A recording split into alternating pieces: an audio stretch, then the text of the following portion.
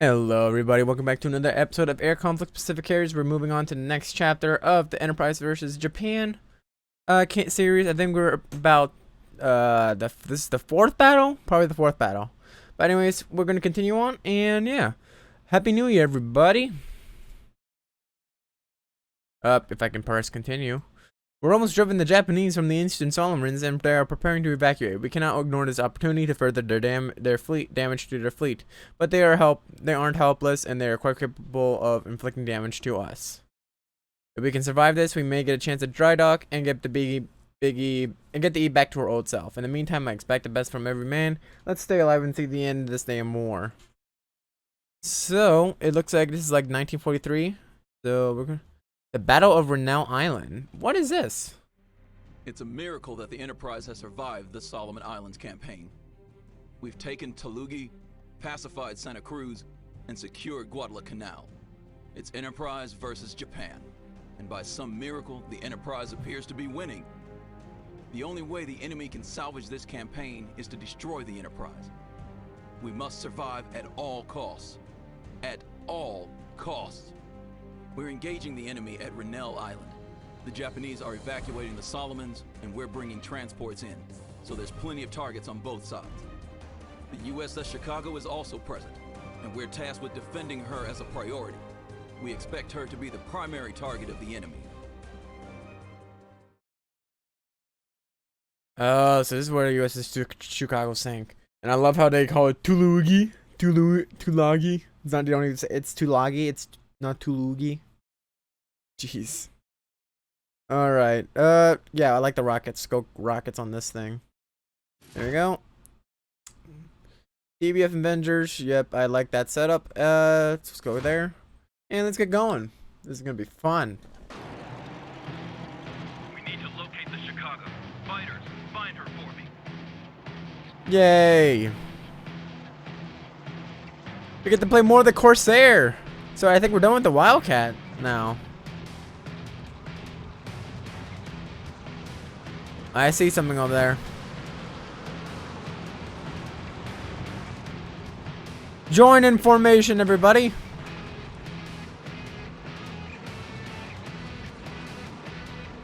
We shall help the Chicago. Oh God. Chicago doesn't look too happy.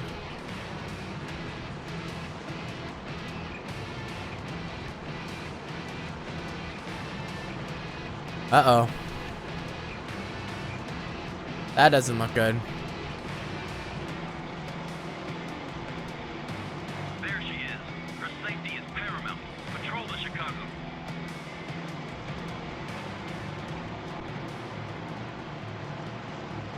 Patrol? You don't have to tell me twice.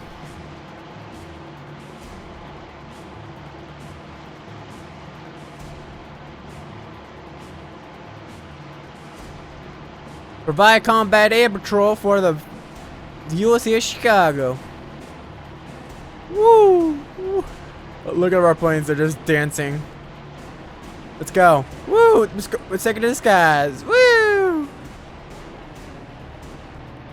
This is great. I love the physics in this game.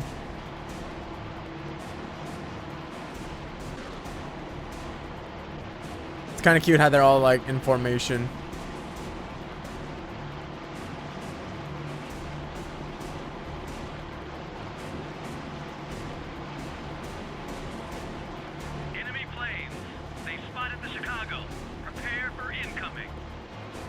Wait, what? Oh, we gotta get going.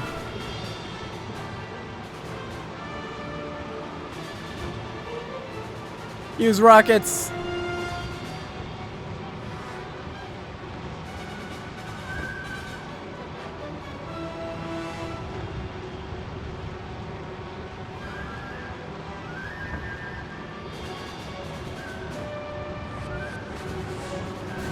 Yeah!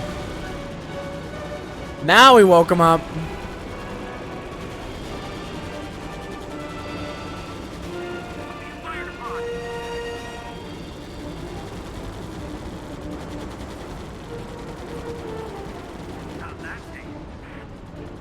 Oh my god, that's a lot of planes.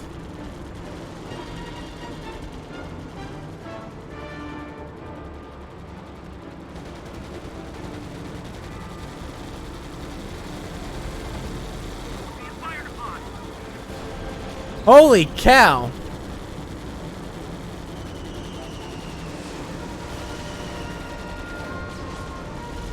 Oh my god, the Chicago's finished. Oh my god. Pursue those bombers. Make their gain costly for them.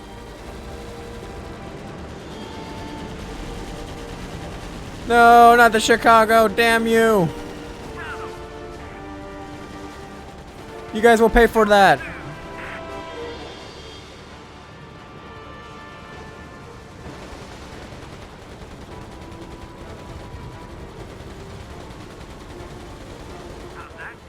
The acting was great. Oh my god. Eat this! Yeah. The goners. Being fired upon.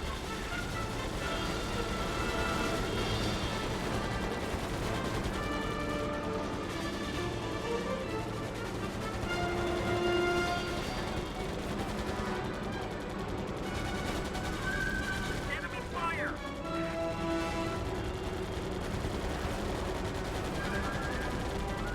Running low on the MG. I'm out of ammo and I'm going down.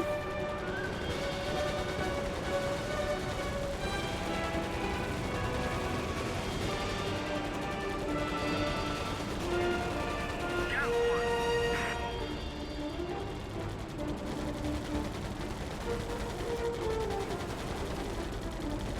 Two for two. I'm under fire. I'm leaving the battle area. No. They all left.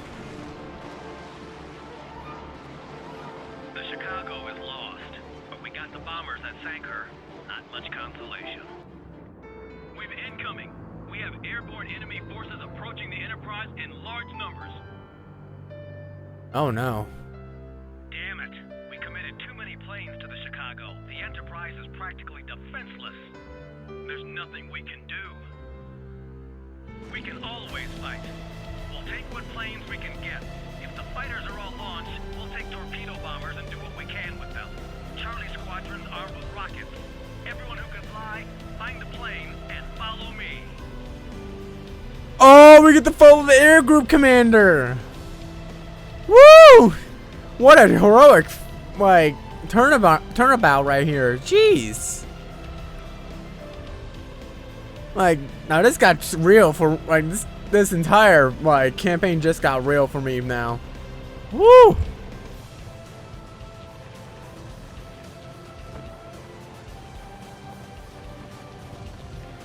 This is gonna be fun.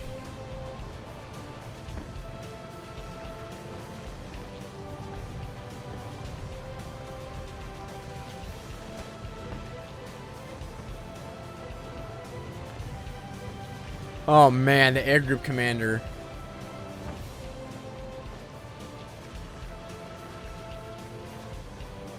I don't know if this was true, but I like how they do this. It may be historically inaccurate, but I like this idea. I like this challenge.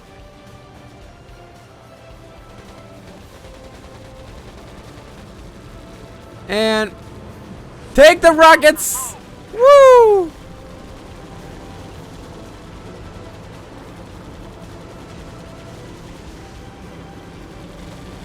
Being fired upon.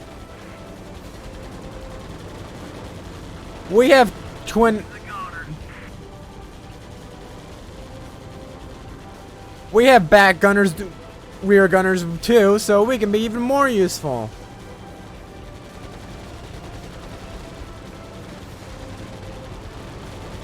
Enemy fire. Got him. Take that.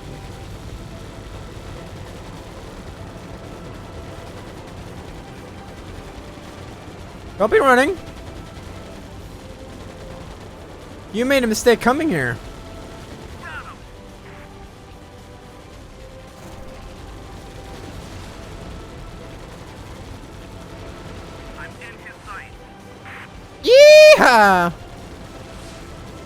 Rockets always deliver the good news, even though I can't aim for crap with them. Well, let's redo this. Fighter or bomber, a Big E pilot can fly rings around the enemy. We just proved that. Wait, there's one bomber left. No more ammo, only one thing left to do. Defend the Enterprise at all costs. I'm ramming it. Wait, what? Commander, don't! Enemy fire! Commander, don't do this! Ah! Oh God, he did it. The commander of the air group gave his life for his ship and his crew. We owe him a debt. He will be remembered. No! Air group commander! Though she survived many attempts upon her life, finally the Enterprise succumbed to the favor of the enemy and joined the USS Lexington. The U.S. joined the Lexington, the Yorktown, the Hornet, and the Chicago beneath the waves. While now fell into the enemy hands of the enemy, and the U.S. Navy was driven from the. Wait, what?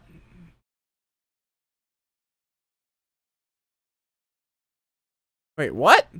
Did we win? Huh? That debrief was a little bit off. Wait. That was it? Huh? Well, that was a weird debrief. But anyways, I know we completed that, but holy cow, we're at the commander. Dang, that sucks. As the Chicago went down, we saw in her our own fate, had the Enterprise's luck not held out. We rescued who we could and mourned the rest, Air Group Commander included. It's impossible to say whether the Enterprise would have been sunk if it weren't for the Air Group Commander's bravery. It's likely that hundreds of similar acts conspired to create her good luck throughout the summer of 1942. Courage and sacrifice were the stuff of the men of the Enterprise. Courage and sacrifice kept us afloat throughout the darkest days. Whatever held her up, the Enterprise refused to go down. We owe her, all of us who sailed on her, and everybody else as well.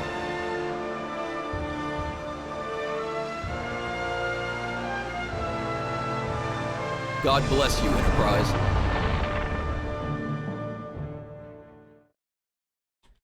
So, funny story, that was actually the last battle of the Enterprise versus Japan campaign. I'm an idiot, so, because when I went advanced chapter, a cutscene was playing, and I skipped it accidentally because I thought it was going to be another battle, but no, I lost track, and that was actually the final battle. So, I try to get it so I can get it in the game, so I'm probably just going to edit the footage to where the cutscene will play after I complete the last mission when I ended the recording. So actually, that was actually the end of the Enterprise versus Japan campaign. Alright guys, now we get to the review of like my personal overall opinion about air conflict specific carriers. Overall, I like the game. Don't get me wrong, I love, despite all of its like some of its weird stuff or misconceptions here and there, it's actually a really good game. I actually liked it. And especially the Japanese campaign, I really felt like the way they implemented the Japanese campaign was really nice. And I actually like it had a lot more like feeling into it compared to the typical Japanese campaign that we had in Battlestar Pacific. I personally think that the Japanese campaign, the two Akagi and Zuikaku campaigns are so much better than the Japanese than the Japanese campaign that we had in Battlestar Pacific. Don't get me wrong, yes, we had the fictional concept over the realism, because the Battlestar Pacific they took a fictional approach to the campaign, to the Japanese campaign, to where you can change history. But for me, it didn't seem like, because especially the way they made their missions for the fictional story, like the fictional campaigns, it was a lot less. It was just really tamed and not really impressive looking. However, it was still good playable. But now with air conflict specific carriers, sure, it was just only an air combat mission, but there was a lot more detail into. They took the realistic historical approach and went to where the last full-size carrier, the Chicago, sunk during the Battle of Cape Engano, and that's where it ended off. And the way they implemented the characters of like how they showed the perspective of a Japanese pilot or captain took command of the Kage, and then later on the Zuikaku.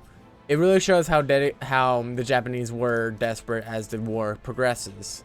And with and giving the perspective of the daughter of the captain, of the Japanese captain, it actually it also not only gives the perspective of the captain of how he was, but also gives the perspective of what the families of Japanese soldiers felt during this conflict. And I really gotta hand it to Air Conflict for doing that. It's really well done. As for the U.S. campaign side, it was really cringy, I guess you can say. It was cringy to, like, the dialogue compared to the Japanese dialogue was a lot more cringy than I normally would expect for a U.S. campaign. And it got to, now the campaign didn't had that much feeling until the very end of the mission, like the last mission of the Enterprise versus Japan campaign, when we did the Battle of the Rennel Island, which is in this video. Because like I like the sacrifice the air group commander did, and he showed up at the last minute, help in leading his comrades into battle. I like that. Like, I really got like that. That feeling, desperation in this like final stand type of scenario, and we get to use the torpedo bombers to take out some bombers, which is actually pretty impressive. And just having the air group commander just lead us into battle was actually kind of nice. And again, and then in the end, he sacrifices himself to save the Enterprise, and it's a really nice, touching moment. But besides that battle, everything else seemed sort of a letdown, especially in the Battle of Coral Sea. The Enterprise never took part in the Battle of Coral Sea. She was like out somewhere else, or in dry dock, I believe, or it wasn't in operation or wasn't nearby for operating in the Battle of Coral Sea. And that's what it sort of like resulted in. I don't understand why the Enterprise showed up in the Battle of Coral Sea to fit in that mission. But don't get me wrong, it's not like I hate playing the mission. Like, I didn't get bored of playing the US campaign missions. But I wouldn't say it didn't give me that much attention as the Japanese campaign.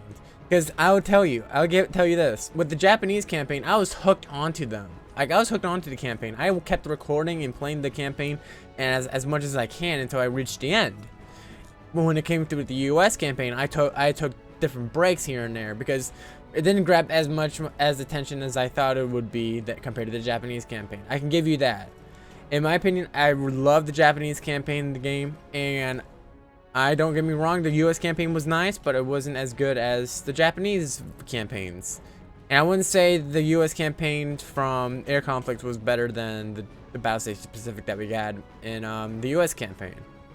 And I guess it makes sense to where they let the Enterprise versus Japan battle left off at the Battle of Rennel Island, which is because it makes sense, because that's where by 1943, by like a little bit later into 1943, that's when more carriers like the Essex class carriers showed up, and that's how the whole concept of Enterprise versus Japan sort of ended. So the Battle of Rennel Island was like the last really important battle that really the Enterprise was all alone against the Japanese Empire. So it makes sense. I understand why they left it off at that point. So gameplay wise, I like if you saw me in the very first mission in the Japanese Pearl Harbor mission. I literally had no clue what was going on because they don't give you any. That's the thing, any options. They don't give you like a keyboard layout to look into and look at your options and see what your controls are.